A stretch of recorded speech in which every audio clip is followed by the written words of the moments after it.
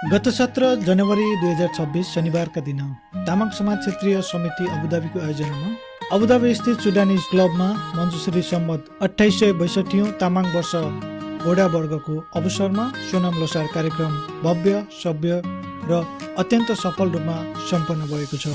Lakshmi blue तामाङको अध्यक्षतामा सम्पन्न उक्त कार्यक्रम प्रमुख संरक्षक तथा सल्लाहकार बेत्ता घिसिङ तथा क्षेत्रीय पूर्वाध्यक्ष एवं प्रमुख संरक्षक कुमार सिंह तामाङको संरक्षणमा र सन्दीप तामाङको संयोजकत्वमा आयोजना गरिएको थियो।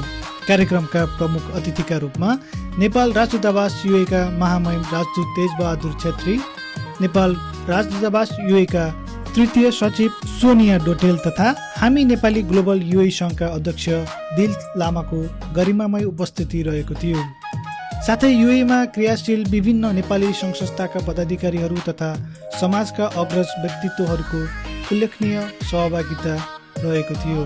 कार्यक्रमको मुख्य आकर्षणका रूपमा नेपालबाट विशेष आमन्त्रणमा उपस्थित नेपाल तामाङ कलाकार सङ्घका वर्तमान अध्यक्ष तथा वरिष्ठ गायक विशाल कल्तान र सङ्गीतकार तथा गायक शुभ तामाङको सशक्त साङ्गीतिक प्रस्तुति रहेको थियो।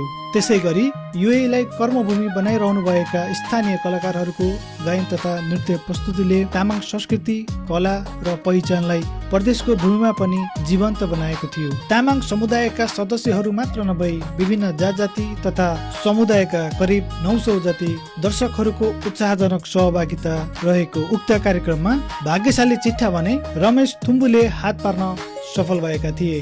कार्यक्रमलाई सभ्य र भव्य रूपमा सफल बनाउन सहयोग पुर्याउनु हुने प्रमुख अतिथि कलाकार, मुख्य प्रायोजक, सह प्रायोजकहरू, कार्य समिति पदाधिकारी, सांस्कृतिक टोली, स्वयंसेवकहरू तथा प्रत्यक्ष अप्रत्यक्ष रूपमा साथ दिनुहुने सम्पूर्ण सहयोगीहरू र महामारी झैं उपस्थित भई कार्यक्रमलाई सफल बनाउनु हुने सम्पूर्ण दर्शकहरूप्रति तामाङ समाज युए अबुधाबीका पूर्व तथा वर्तमान उपाध्यक्ष श्याम तामाङले आफ्नो व्यक्तिगत र सम्पूर्ण तामाङ समाज युए अबुधाबी परिवारको तर्फबाट हार्दिक आभार तथा धन्यवाद व्यक्त गरेका छन्।